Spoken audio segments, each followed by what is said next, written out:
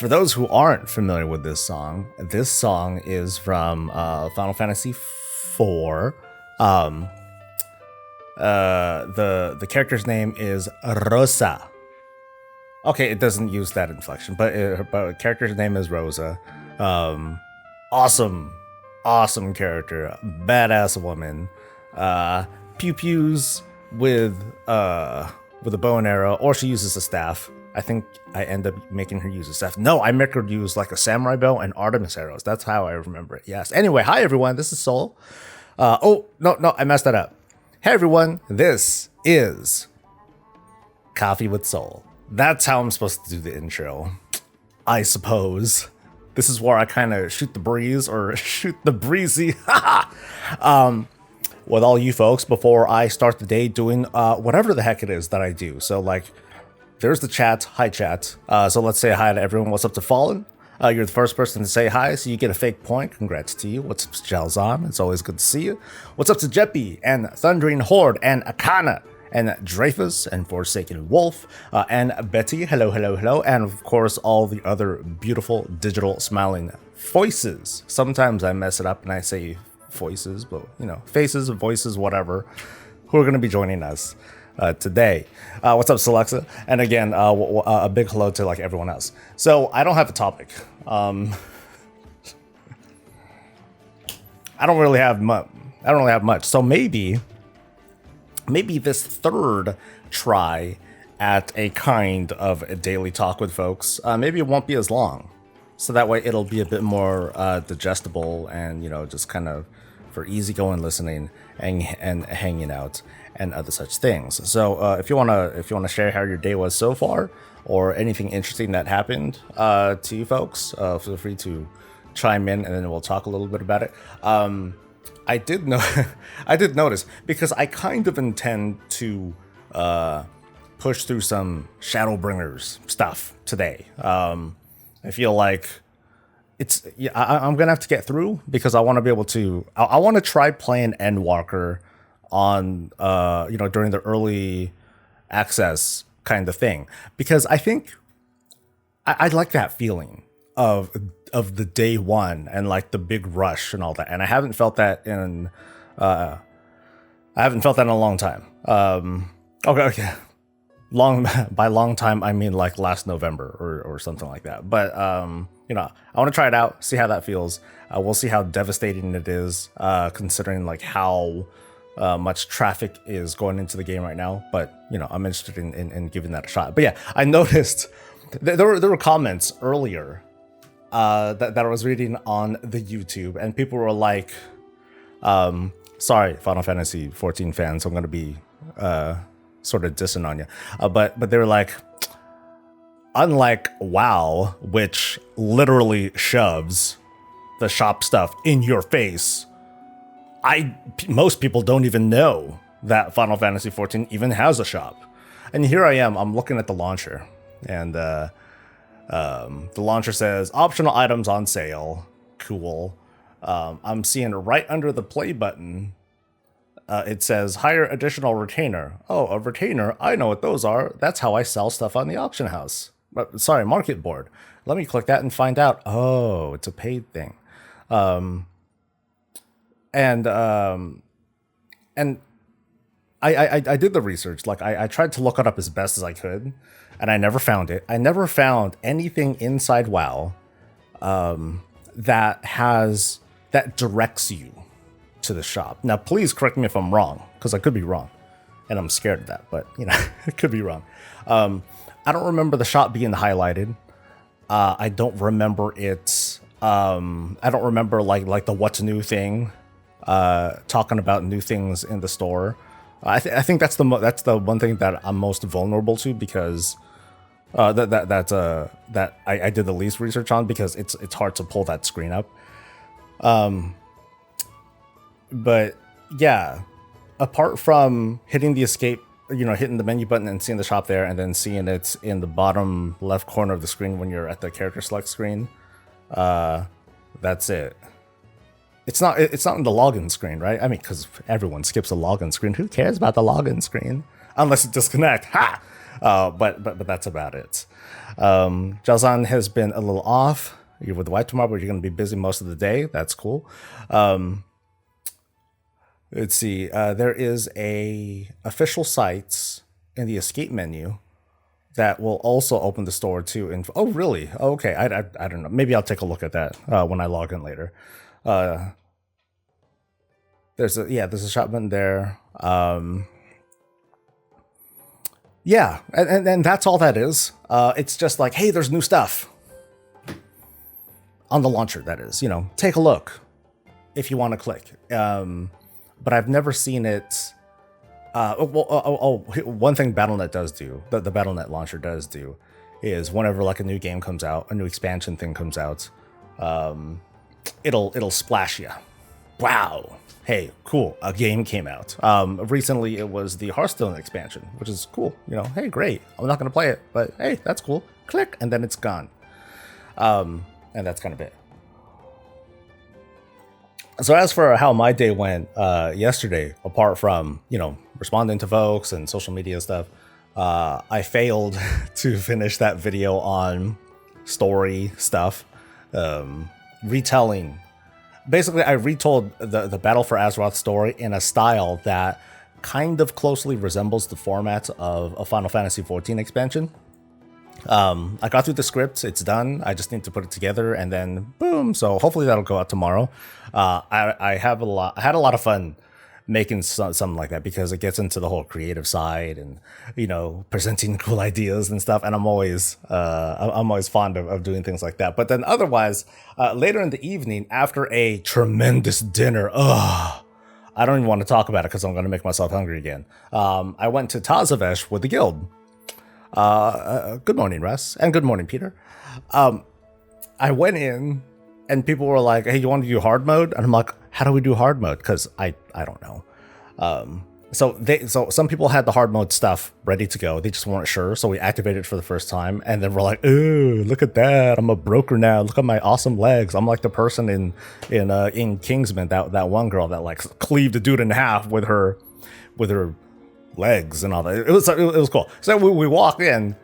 I'm like, oh, what do we do? How hard is this? We had no idea. And so I talked to the, spoiler alert, I talked to a dude I talked to a boss, and then all of a sudden we're like, oh my God. It was like that for most of the night. Unfortunately, we didn't finish. So we failed hard mode. We got to the very end. It was grueling because, we're all just like, oh, what do we do? We had, some people. One person was on an alt. One person was kind of green to, they didn't have a whole lot of gear and they were kind of green to it. So I was doing like really high DPS. It was that kind of run. But we were still having a good time. We just couldn't finish, unfortunately. That last boss was pretty rough. And I recall some folks were like, dude, it's really messed up that we need all 5 people up in order to progress through the mechanics of the fight. Which is, hey, you want to complain, that's fine. And it reminded me a little bit of some of the discourse or like the comparisons between World of Warcraft encounters and Final Fantasy XIV encounters with regards to like how critical it is to obey mechanics, and 14 leans towards the side of obey the mechanics or else. It's very hard to like, hey, we got half. Can we carry half the whole team in 14? Nope, because half that team, the whole team for the most part needs to be able to stand in the right places, move for the right things. Otherwise, you pretty much get one shot, and that's it. And there are many, of the many encounters in World of Warcraft, there are instances where there's lenience, where it's like, okay, there's a couple people that can go down because it's designed that way. A couple people can go down, but in exchange, there are a limited number of in battle resurrections or battle reses that you can do. In 14, you can continually do it with a stacking penalty, and a really big mana cost, but you can kind of keep doing it because, and I think that's largely in response to how the mechanics work and how unforgiving it is if you're not standing in the glowy thing or the thing or the the thing that cuts through the middle and you gotta go outside and yeah. I do really like the visual representations of like how those mechanics work, and it's still, I'm still not entirely used to them because I've only done like so many different so many of the trials and such that I don't have that much I just don't have that much experience in it, but they're pretty cool too. And people would say that in WoW it's more gear based, which is somewhat true, because gear equates to throughput equates to killing stuff, and that largely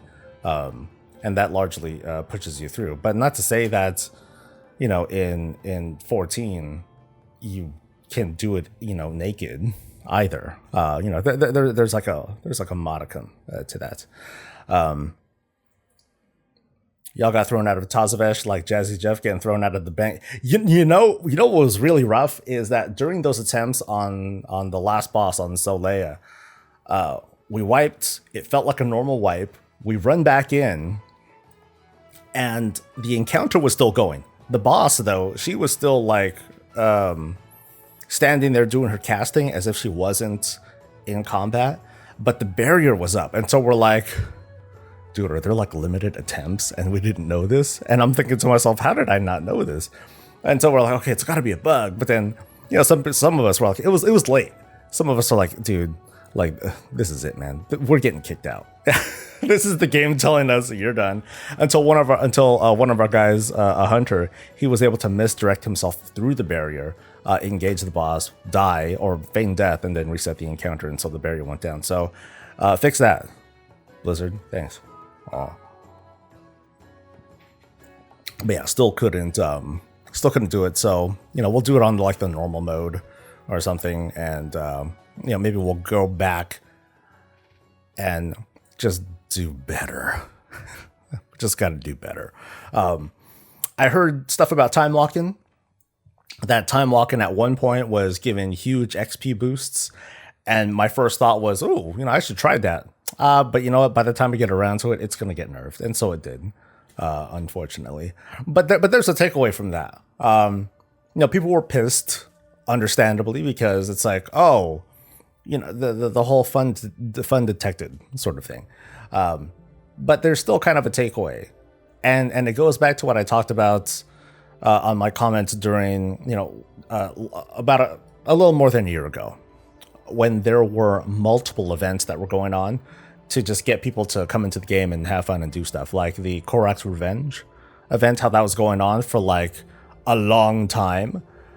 The XP events, the reputation events, how they just went through time walking, boom, boom, boom, boom. Let's just do all the time walk-ins to get people to come on and just hang out and do stuff and have a good time.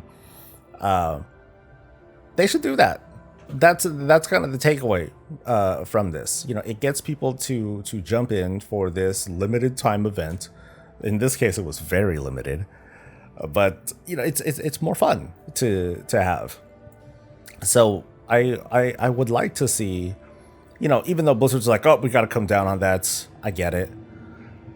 They should also kind of reflect on that too. It's like, they've done stuff like this before. They do this normally. They have rotating events and things like that going on that get people to be like, oh, hey, cool, it's this event. Yeah, let's fucking go. They should do more of that. Good morning to No. I hope you're doing well. Thanks for saying hi. Yay.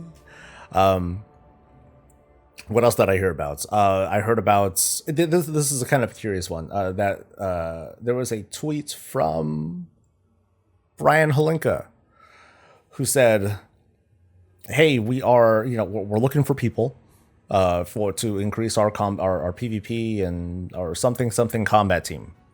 We're looking to hire people." And then someone had asked, hey, are you hiring to replace people, or are you hiring to like make the team bigger? And so Brian Holinka replied, "Oh yeah, it's a great question. We're making it bigger." And then the internet's like, "Yeah!" It freaking got World of Warcraft trending. Among other things, I'm sure. But it got people talking. It's like, oh wow, the team's getting bigger. Woo woo. So maybe on the weekly, or I'll talk about it here real quick. There's more going on. That's not the only hire that's happening. That is making the team bigger. At least as far as we know, there is no assistant game director, but there is a job rec for one. I don't know if it's still open. I don't know if the rec's still open, but there's a position open at one point for an assistant game director. And I was talking about this for a little while on the weekly. It's like, oh, what does that mean? Does that mean that we're grooming someone to replace current director in Hesychastis that way too many people don't like? Or is it just someone who is meant to lighten the load? Because I can't imagine being game director and being like, okay, your job is to write off everything. It's easy for us to play armchair game dev and say, well, God, Blizzard should be able to be on top of this, and this. But imagine having to be proactively engaged with everything. You and I, we're reacting to things. We're seeing things as they are, and talking smack about it. The dude up there is like looking at everything, and he's like, is everyone going to like this as it's developing? Yes, which might have been a bad call, but that seems so damn stressful. I'm thinking of, okay, Ian Hesychastis, Tom Chilton, Jeff Kaplan, the person before that. Not to say that just a small correlation, but all of them don't have a lot of hair. They must be stressed the hell out. I should apply for the assistant game director. I like what I have, dude. I don't want to lose this. And I'm not qualified. But more importantly, I don't want to lose this.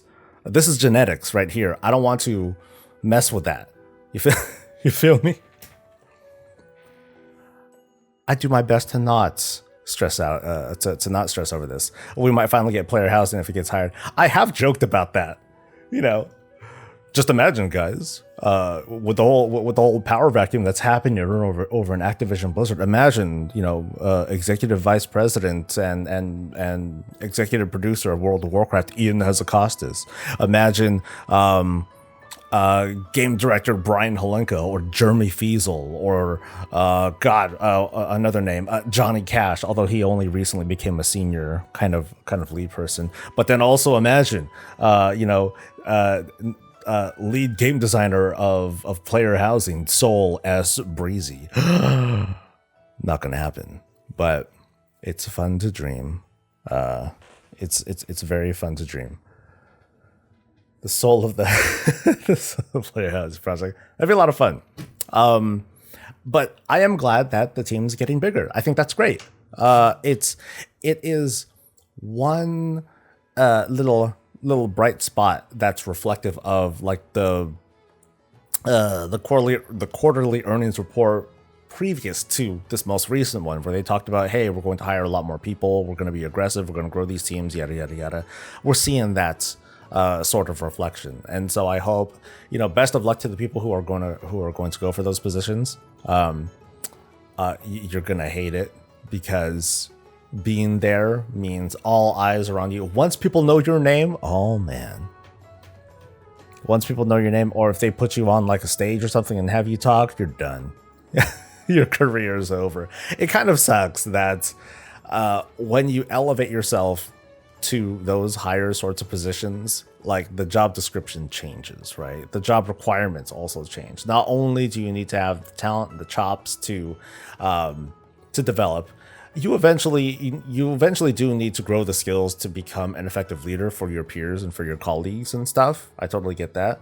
But you also need to probably be a front-facing person as well, and not everyone does, not everyone can do that, not everyone can pull that off, and so you get like this mixed bag of results. But it does sound like they don't try to force people to do these sorts of interviews or to get up on stage and other such things. And now it feels awkward. Now it's like, if I get up on stage, this is going to age like milk, because, I happen to be a cannibal, and wow, it's going to be really awkward if people find out later that I'm a cannibal. I better not get up on stage, but, I'll still keep doing what I do. Oh, well. I hope they take this opportunity to diversify and hire more women and minority. I do agree with that. What kind of coffee are we having? I'll answer that in just a second, because I want to talk about the whole women and minority part of it. Because my first reaction, the reaction that was in my head, Betty, before words leaked out of my mouth, was because, well, I want people who are qualified. I want the most qualified people to have these jobs. And I didn't end up saying that, even though I just did. I didn't end up saying that because I thought to myself, wait a minute.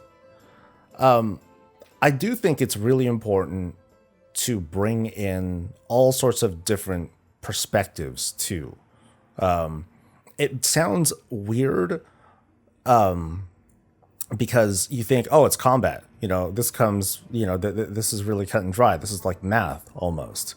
But it's not. It's still a creative position. And I think that people coming from different genders and backgrounds and statuses should earn a look from people who are interested in growing the team. The whole thing on like forced diversity or affirmative action, it's very contentious, and it's something that I have a hard time getting into. But so I won't. But I think largely I do support the idea of taking a good long look at more active, all sorts of candidates who fit certain criteria, but to put focus on, well, what is it that this person from this background can bring to the table that might be really cool, and that's it. I know some people will be like, oh, they're just doing it so they can have like their nice little rainbow colored thing so they can say they're diverse or whatever. But I think that we've seen historically that that can be like really cool. There's some really cool things that come out of that. BL George asks, what kind of coffee am I drinking? I always drink black coffee. Anything else just disrupts the harmony and it disrupts the perfection. But I drink cheap coffee. I drink coffee bag coffee that you get from a grocery store called Trader Joe's. It's like a pound of coffee. It's like $3. Oh, value, man. Bad. Value bad. Ay caramba. It's good cheap coffee. Very good cheap coffee. And I'm a big snob over coffee. It's like, oh, it's too acidic, whatever. But I try to, it's good. Maybe someday, if I become cool and famous and whatnot, then I can have like I don't want to get sponsored by G Fuel unless they do caffeinated drinks that have no sugar. But coffee? Oh yeah, dude. I'll totally do that. No, there is nothing wrong with cheap coffee. Like, anything to avoid caffeine headaches, right? I often say that I'm not addicted to coffee. I just don't like pain. Because when I stop drinking coffee for like a day, then it hurts my head. And so I do this because I need it. Anyway, Rakana says, diversity for the sake of diversity can result in 1, a team incapable of working together towards a common goal. 2, a team that is underqualified for the work. Hiring women or people of color is important, but it has to be justified hiring at the same time. Now, I do agree with that. That's why it's so nuanced and it's so hard to talk about because, and here I am talking about it, when you hear if your company says, "Oh, we're going to have this initiative to hire on these, minorities, people of color, et cetera, et cetera, et cetera," and then you start seeing them, it's like this awkward double-edged sword, because people are looking at them and being like, "Oh, how did they get in here? Who did they push aside for the sake of diversity?" But it goes on the other side too. If I was hired at Blizzard or wherever, knowing that there were perfectly qualified people as well, and I'm sure there are because I have jack experience, which is an entirely different thing, but let's pretend that I was actually qualified, I would wonder to myself, oh, who did I push out? And that would immediately affect me mentally. Even if, it would affect me immediately. So it's like double bad almost. Because I know that's how I'd feel in that sort of position. So it's tough when companies make these sorts of statements and say, "Hey, we want to make this push for diversity," and so on and so forth, because it sends that message. And I don't know how to say otherwise. I'm not quite sure how to say. How do you say it without saying it? And eventually, I would like to think that we would come to a point where, we just do. We hire based on, we do hire based on who's qualified and who can bring what to the table, and what have you. But again, it's very contradictory, because just earlier I was talking about, oh, what can this person from this background bring to the table? So it's so contradictory, and it's tough to talk about. Hey, Nelia, I was talking earlier about how awesome our run was last night. She is like my main healer. It was fun, wasn't it? It was so good. Let's see what her reply is in a second. There's one more thing to briefly mention. It's a non-WoW related thing, and that it was going okay. It's a non-WoW related thing, but I play Pokemon Go. I don't play it as much as I did because, pandemic and all that stuff. But Pokemon Go today is having what is called a Pokemon No Day. It's hilarious because Pokemon Go, Pokemon No, they're so smart.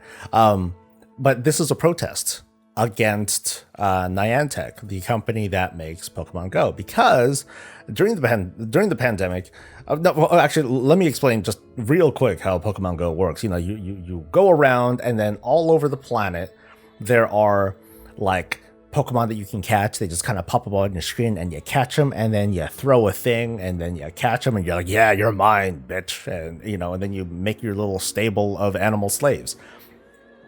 All over the place are these like places called gyms where you can fight stuff, and stops where you can spin the stop, and then you get resources, and sometimes Pokemon gather around those areas.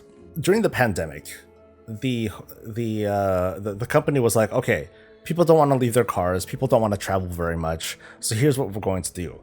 You can we're going to make it as such to where, if you see a stop, if you see a gym, you don't have to go like right under it. You have to be, normally you need to be within like 30 or 40 feet of a stop in order to be in range to interact with it. They increased that by like a lot. I don't recall how much, but it felt like a lot. It felt like triple the distance or something like that. So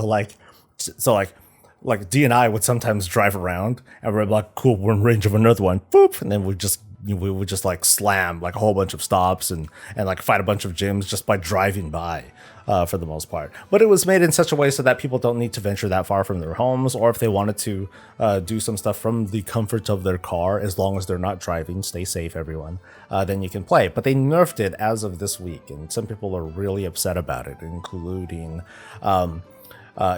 those who are like, hey, you know what? The pandemic is not over here. what the hell, dudes? Including disabled folks who before wouldn't even be able to play the game at all, and so they were enjoying it, and now they're not, and now there are bad feelings. And I don't have a stance on it because I only just read the headline, but I do remember yesterday I was like, "What the heck's going on, babe? I gotta go. I gotta cross the street." Just to hit that gym. She's like, "Yeah, dude, there was like a nerf just the other day." I was like, my life is over. OMG. And so I was a little upset about that. For those of you who play it too, I feel you. If you guys are very aloof or indifferent to it, then just support me anyway. Don't play the game. Oh, you're not playing it already? Okay, that's fine. Rakana says it's very rough. There are companies that are doing blind hiring where names, genders, and such are just unknown to the hiring manager until in-person interviews. It's supposed to foster a more unbiased hiring process. However, at the same time, people of color and women have a hard time breaking into a field to get the experience needed to be a competitive job job candidate. Because that's true. Because sexism doesn't just exist in the hiring process; it occurs in the education process. It's like a top to bottom thing. The system just isn't equal. It's not just hiring people. It's not just at the workplace. It's a top to bottom thing. It's so systemic, and we are such a part of it that it's hard for it's impossible for the entire planet to just stop and reflect and change and then restart again and then everything's okay. That just doesn't happen, unfortunately. But incremental things like keeping people aware, keeping the whole Activision Blizzard stuff, keeping that in the news and applying pressure, we're seeing it. We're seeing small changes that are still dissatisfactory for a lot of people, but we're seeing these small changes. Like Frances Townsend, she's been pushed out of social media, which is good and bad because now it's like, hey, now I can do what I want without the public eye looking at me, and so there are things like that going on. But so far, I'd like to say that the things that are going on are positive changes. So. That's it. That's the show. Roll the credits, guys.